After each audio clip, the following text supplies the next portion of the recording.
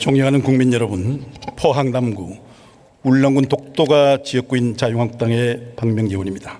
국무총리께 질의하겠습니다.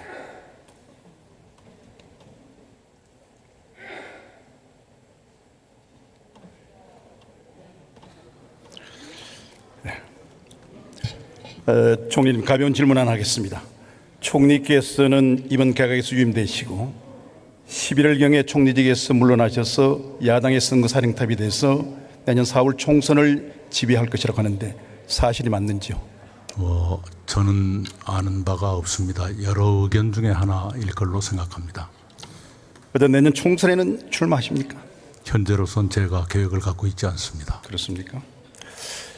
총리님, 이번 트럼프 대통령의 판문점 회동을 둘러싸고 말도 많고 또 평가도 극명하게 엇갈리고 있습니다. 그런데 트럼프 대통령이 우리들에게 아주 감동적인 장면 하나를 선사했습니다. 화면 한번 보시죠. 미국에 투자한 한국 기업인들을 초청하여 경영 천재라고 지켜세우면서 기업 이름을 일일이 거명하면서 감사를 표했습니다. 총리님, 혹시 이들 기업들이 미국에 투자한 금액과 창조한 일자리가 얼마나 되시는지 아시는지? 네, 전체 액수는 모릅니다만 이 중에서 롯데케미칼이 루이지애나에 준공했던 그 공장의 준공식은 제가 참석한 적이 있습니다. 지금 국외 대기업만 하더라도 약 10조 원의 일자리가 무려 5만 개입니다. 왜 이런 기업들이 국내보다는 해외 대규모 투자를 할까요? 화면 한번 보시죠. 삼성이 세계 인류 기업이 된 것은 하청 기업들을 착취한 결과이다. 민주당 전 원내대표의 말입니다. 총리님, 이에 동의하십니까? 기업들이 성공한 데는 여러 요인이 있습니다. 정부의 지원도 있었을 것이고요.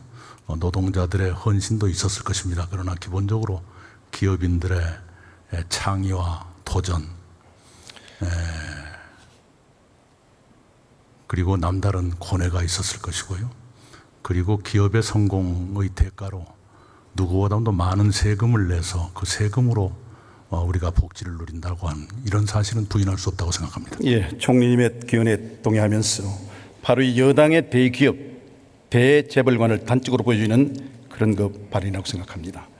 이처럼 기업을 적대시하고 과다한 행정 규제, 과도한 법인세 인상, 잦은 세무조사, 끊임없는 기업 수사, 강성 노조의 불법 파악과 폭력, 이러다 보니까 떠나간 기업은 돌아오지 않고 멀쩡히 있던 기업조차 한국을 떠나고 있습니다. 총리님, 혹시 요 근래 박용만 대한상공회의 소회장의 페이스북 글 한번 보신 적 있습니까? 페이스북은 못 봤습니다만 박 회장님은 늘 간간히 뵙고 있습니다. 구구절절이 절절합니다. 네. 정치가 경제를 좀 붙들어줄 것은 붙들고 놓아줄 것은 놓아달라고 쓴소리를 했습니다.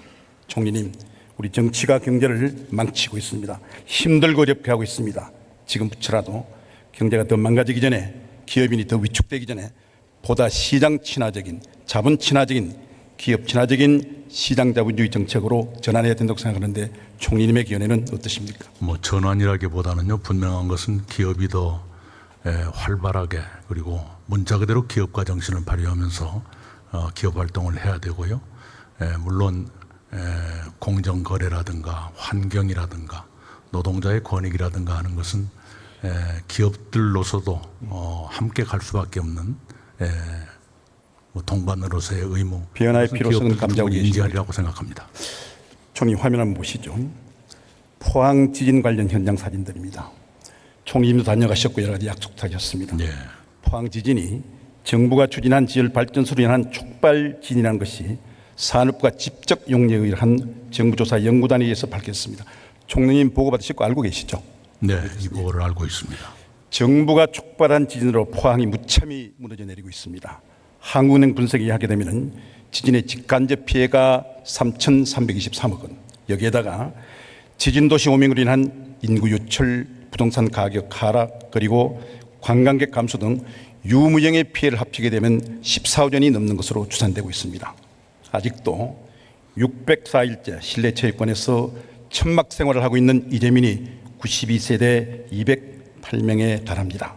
총리님, 국가가 일으킨 이 엄청난 재난 앞에 해당 장관이나 총리님 등 어느 누구 한 분 책임 있는 사과 한 번 제대로 하지 않습니다. 포항 시민들이 분노하고 울부짖고 있습니다. 총리님, 이 자리를 빌어서 우리 포항 시민들에게 정부를 대신해서 정중히 사과나 유감 표명 한번 해주실 용의가 있으신지요? 네, 담당 장관이 곧바로 깊은 유감을 표명했고요. 저 또한 차관이 했습니다. 차관이. 네, 포항 시민들의 고통에 대해서 몹시 가슴 아프게 생각합니다. 감사원 감사나 여러 조사의 결과가 나오는 대로 응분의 조치를 취하겠습니다. 지금 이 피해 주민에 대한 피해 배보상, 또 도시재건, 책임 규명 등 이런 근본적인 해결을 위한 방법이 바로 포항지진 특별법의 제정입니다. 이미 자유한국당과 바른미래당이 법안을 제출했고 더불어민주당이 법안 제출 준비 중에 있습니다. 총리님, 이 특별법을 제정하기 위해서는 정부와 여당의 협조 없이는 불가능합니다. 제가 말씀드립니다. 당 정청 회의 시에 포항지진 특별법 제정을 우선 안건으로 채택하여 이번 국회에서 반드시 통과될 수 있도록 정부와 그리고 여당의 적극적인 협조를 갖다가 간곡히 부탁드립니다. 총리님, 약속하시겠습니까? 네, 잘 알겠습니다. 사실은 당정청에서도 몇 차례 논의한 적이 있습니다. 이 법이 빨리 국회에서 제정될 수 있도록 함께 협조하겠습니다. 적극적인 협조를 부탁드리고요. 지금 포항 시민을 지켜보고 있습니다. 그리고 이번에 지진 대책을 담았다는 추경 6조 7천억 중에서 포항 지진 예산이 1.7% 1,113억에 불과하고 이마저도 타 지역에 공통으로 제공되는 이 정액 예산 그리고 이 융자 대출 이런 사업을 재백하게 되면 기껏 200억 원에 불과합니다. 지진 대책 추경이라고 말하기에는 낯뜨겁고 부끄럽습니다. 총리님, 제대로 된 지진 추경 그리고 관련 예산 편성의 대폭적 정액이 불가피합니다. 총리님의 적극적인 지원과 관심을 부탁드리겠습니다. 네, 이번 추경 심의 과정에서 의원님들의 의견이 충분히 반영돼서 좋은 결론이 나오길 바랍니다. 그리고 참고로요, 3,500억 원 이미 지원했습니다만 흥해읍의 그 도시재생 사업을 법을 일부러 개정해가면서 특별 도시재생 사업으로 했습니다. 2,257억이 들어갔는데 국고 지원을 늘리도록 하겠습니다. 그래서 포항 시민들께서 고통을 조금이라도 덜 받으시고 빨리 고통에서 벗어나시도록 또 노력하겠습니다. 더 많은 관심과 지원을 부탁드립니다. 네, 들어가시죠. 감사합니다. 법무부 장관 질문하겠습니다.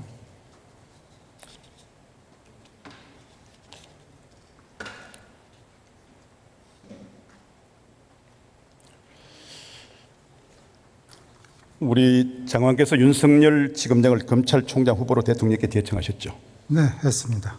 지금 인사청문회와 그 후에 벌어진 일련의 사태를 보시면서 윤 후보자가 본인의 말대로 후보가 국민의 신뢰를 받고 법을 수호하는 검찰 수장으로 적합하다고 보십니까? 네, 국회 인사청문회 그 답변 과정에서 일부 혼선이 있었습니다. 그러나 후보자의 그 해명 그리고 관련자들의 설명으로 해소되었다고 그렇게 생각합니다. 그렇기 때문에 저는 윤 후보자가 제가 제청했던 바와 같이 검찰총장으로서의 그 검찰의 변화와 개혁을 이끌어갈 적임자라고 판단을 하고 있고 지금 국민이 듣고 있는데요. 생각입니다. 변호사 선임과 관련해 가지고 청문회에서 거짓말하고 위장하기 드러나자 사과 한마디 없이 다시 궁색한 변명과 개변으로 일관하고 있는데 장관께서는 이번 개혁에서 물러나시게 되면 학교로 들어가서 학생들에게 법과 정의를 가르치겠죠. 저는 학교를 돌아가지 않습니다. 뭐 어쨌든 법과 정의를 가르치던 교수인데 그동안 몸담았던 우리나라 법무행정 검찰 조직을 위해서 윤 후보자 스스로 사퇴하는 것이 마땅하다고 한 말씀 해주시고 이런 뜻을 대통령께 건의할 용의가 없는 거죠. 그러니까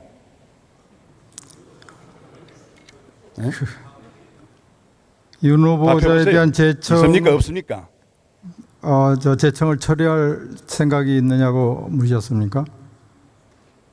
본인이 제청을 하셨기 때문에 네네. 볼 때 네. 윤 후보자가 지금 물러나는 것이 마땅하다. 그리고 대통령께는 지명을 철회해달라고 건의할 용의가 있느냐 그 말씀이에요. 그걸 건의할 생각은 없습니다. 전혀 없겠죠. 물론. 네.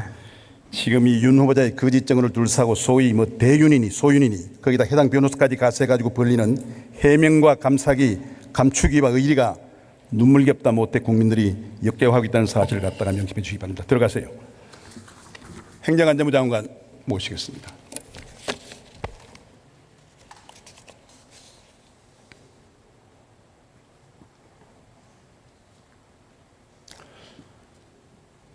장관님 인구 100만이 넘는 기초지방자치단체를 특례시로 지정하는 지방자치법 개정안을 지금 제출해 놓고 있죠. 예, 제출돼 그 있습니다. 목적과 대상 도시는 어디입니까? 지금 인구 기준으로 해서 100만 대도시 특례시 단지 행정적 명칭만 부여하는 걸로 돼 있고 현재 인구 100만 대도시는 수원, 창원, 그다음에 고양, 용인이 그렇죠. 4개 도시입니다. 왜 하는 거예요? 목적이 뭐예요? 지금 현재 이제 50만 이상과 100만 이상의 특례가 여러 개 있지 않습니까? 예, 그래서 지금은 행정적 명칭만 부여하고 도시의 어떤 행정적 자긍심을 명칭 부여 제고하기 동시에 위한 기능이 부여돼야 되겠죠. 그런데 이 목적이 결국 지역 균형 발전, 지방 분권 차원에서 하는 거 아니겠습니까? 자, 그런데 지금 아까 말씀드린 통합 창원시를 제외하게 되면 모두가 수도권 소재 도시들이에요. 그러면 수도권 중심의 지역 균형이 더욱 심화되는 겁니다. 그래서 비수도권 도시로서 인구 50만이 넘는 도시가 있어요. 청주, 천안, 진주, 김해, 포항시 이것도 함께 특례시로 지정해가지고 말 그대로 지역 균형 발전 그리고 지방 분권 이를 통한 지역 경쟁력 강화 차원에서 우리 여야 의원들이 함께 법안을 제출해놓고 있습니다. 이거 바람직하지 않습니까? 여러 의원님들이 그 다른 제안을 하고 계시고 개정안이 나와 있는 걸로 알고 있습니다. 그래서 저희가 지금 정부 입장에서 어디까지 괜찮다 이런 말씀 드리기는 어렵고요.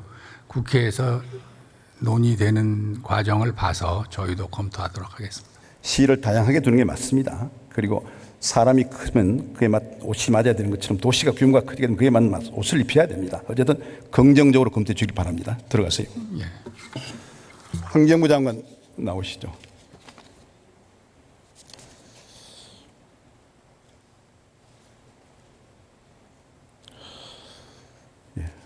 우리 장관님 포항 광양 당진 제철소의 고로 정비 과정에서 예.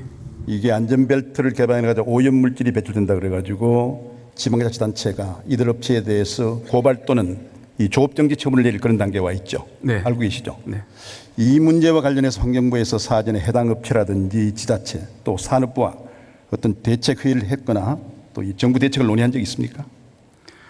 네, 지금 그 저희 부가 주관해서 네. 이 고로 문제를 진단하고 어떤 대책을 강구하기 위해서 그 지자체 전문가 시민단체가 참여하는 그런 민관 협의체를 6월 19일 날 발족해서 운영하고 있습니다. 예. 그동안 이미 세 차례 회의가 있었고 8월 말까지 지금 오염물질의 어떤 종류나 수준, 그다음 해외 사례, 대책 방안, 제도 개선 방안 이런 것들을 검토해서 권고를 할 참이고 또 제도화를 할 참입니다. 지금 두 차례 시범 측정 결과 해보셨죠? 결과 나왔습니까? 잘 모르십니까? 그 측정은 저희들이 그냥 보고받지 않았습니까? 드론으로 간접 측정을 했기 때문에 정확 측정이 드론으로 예. 어떻습니까? 근데 보니까 유해 성분이 그렇게 많지 않고 양도 미비하다고 이런 결론이 나왔다 그러는데 드론으로 두 차례 측정했을 때 그 편차가 너무 심해서 그것을 일반 값으로 저희들이 지금 해석을 못 하고 있습니다. 문제는 환경단체는 언론의 단순한 보도에 따라서 이렇게 면밀한 분석 없이 조업 정지 처분을 하게 되면은 말입니다. 그 경제적 손실이 마땅하지 않습니까? 혹시 아십니까? 네, 고로 한기가 정지대가 받는 손실이 얼마나 큰지 알고 계십니까? 예. 지금 그렇습니다. 이게 정지가 돼서 다시 가동하는데 3개월이 걸리고 무려 8천억의 손실이 한 기를 새로 건설하게 되면 2년이 걸리고 4조 원의 예산이 투자되는 거 알고 계시죠? 네. 앞으로 어떤 대책을 갖고 계십니까? 어떻게 처리할 것입니까?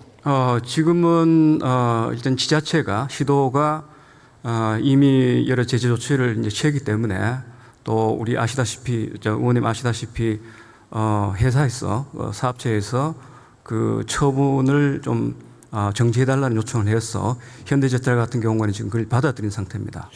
그래서 그동안 저희들은 지금 제기된 여러 가지 문제점을 종합적으로 검토해서 관계되는 기관이라든가 그다음에 지자체 그다음에 뭐 중앙행정심판위원회 이런 데 제출해서 합리적인 판단을 내리도록 할 참입니다. 지자체는 처음을 하게 되는데 이게 지금 뭐 유일한 세계 방법이라 그러는데 룩셈부르크의 새로운 방법이 있다 그래서 포출해서 연구하는 걸로 알고 있는데요. 그래서 환경부가 앞으로 이들 업체와 함께 용광로 환경오염 방지를 위한 신기술 개발 그리고 환경설비 투자에 적극 나서야 된다고 생각하는데 동의하시죠? 네. 그러시고요. 우리 장관님. 국민들이 매일 먹고 마시는 수돗물이 붉은 수돗물이 되어 나왔습니다. 국민들이 지금 경악하고 있습니다. 정확한 원인 규명 됐나요? 인천 적수의 그 사태는 수계 전환에 따르는 일종의 그 문제인데요. 아시다시피 그 정수장에 원수 공급하는 것을 바꿔서 다른 정수장에서 공급하는 과정에서 지켜야 할 메뉴를 충분하게 지키지 않고 이를테면 한 10시간 정도 시간을 오늘 직무태만 직무주가 있었구만요. 네. 자, 지금 인천과 서울만의 문제가 아니고 언제든지 전국적으로 문제가 발생했다고 보는데 혹시 전국적 전수조사를 한 계획이 있고 이에 대한 대책을 세우고 있나요? 네, 이미 2015년에 통계를 가지고 전국적인 실태 조사를 했고 2017년부터 2023년까지 상수도 개선 대책을 지금 추진하고 있습니다. 하지만 그 지금 전수 조사한 것이 조금 부족하기 때문에 저희들이 추가적으로 조사를 해서 추가 대책을 내놓을 참입니다. 이게 무시무시한 재난입니다. 먹는 수돗물만큼은 지방자치단체에 맡겨두지 말고 중앙정부가 나서서 이 문제를 적극 해결해야 됩니다. 네. 인천시장을 갖다 직무유기로 고발하고 환경부 장관도 국민 앞에 공식적으로 사과하지 않겠습니까? 네, 이 자리를 빌어서 좀 사과 좀 하세요. 네, 인천 그 적수 사태를 저희들이 정리하고 난 뒤에 종합 대책을 발표하면서 환경부 입장도 바뀔 참이고 어쨌든 사과하셨습니까? 우리 국민들이 겪고 있는 여러 가지 불편에 대해서는 주무장관으로서 송구한 마음을 갖고 있습니다. 이 문제와 관련하여 우리 한국당의 나경원 원내대표가 지난 교섭단체 연설을 통해 가지고요. 매년 10조씩 10년간 투자해서 전국의 수도관 등 노후화된 인프라를 교체하자는 생명안전 인프라 뉴딜을 제안했습니다. 알고 계십니까? 네. 이것은 생활 SOC 투자가 아니라 생명 SOC 투자입니다. 장관께서 적극 이 제안을 받아들여 가지고 실행할 용의가 있으십니까? 네, 이미 부분적으로도 많이 시행하고 있습니다. 네. 하도록 하겠습니다. 네. 들어갔습니다. 노동부 장관 질문하겠습니다.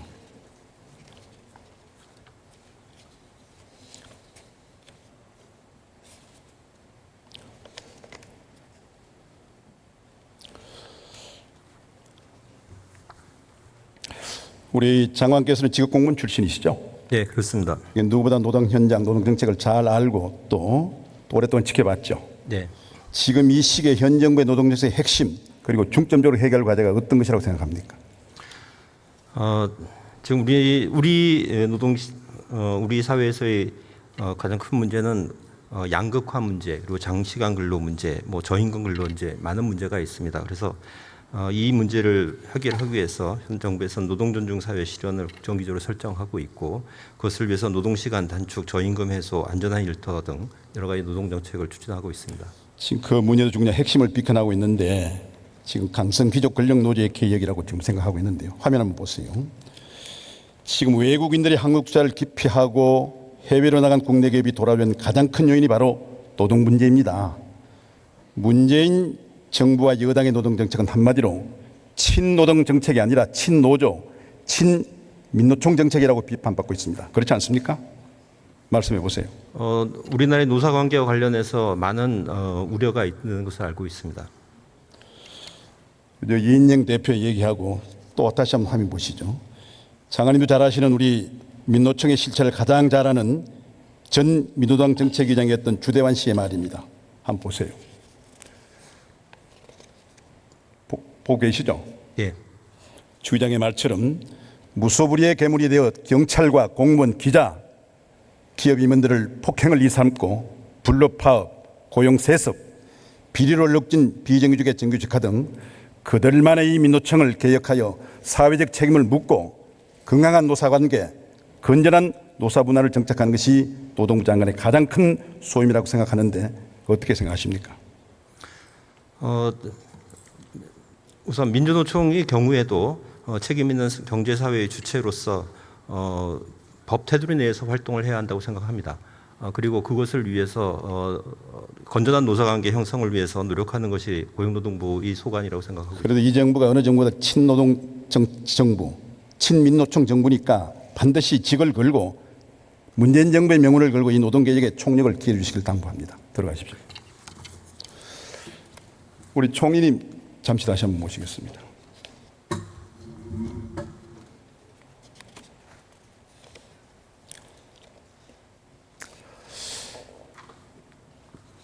총리님 짧게 질문하겠습니다. 그 불경하고 우리 교통부 장관이 총실 주제로 김해 신공항 재검토한다는데 그게 신공항 확장에 국한된 겁니까? 타부지까지 다 재검토를 하는 것입니까?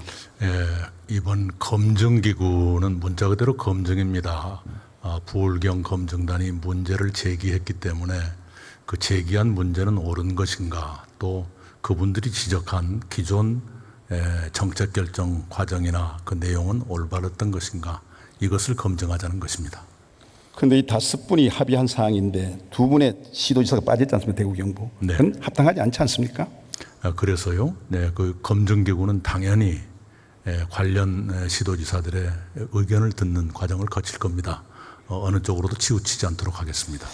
결론은 이렇습니다. 5개 시도단체장이 합의하여 국책사료임이 결정된 것을 총선용 민심용으로 영남 지역의 분열과 갈등을 조장하고 영남 사람들을 정치적 놀잇감으로 몰고 있다는 따가운 여론과 비판이 있습니다. 이걸 경청해 주셔야 할 것입니다. 네, 그런 것이 오해였다는 것이 입증되도록 노력하겠습니다. 총리님 한 말씀만 드리면 옛날에 이러기를 보통 충신, 보통 재상은 자기를 임명해 준 임명권자를 위해서 일하고 보다 나은 충신, 양신은 자기가 속한 정부를 위해서 일하고 그리고 보다 큰 충신, 재상은 국가와 역사를 위해서 일한다는 말씀입니다. 임기 동안 유념해서 일해 주십니다. 네, 유념하겠습니다. 경청해 주셔서 감사합니다.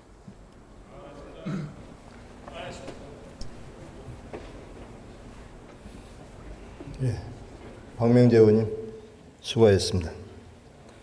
다음은 경기 광주 을 출신의 더불어민주당 임종성 의원님 나오셔서 질문해 주시기 바랍니다.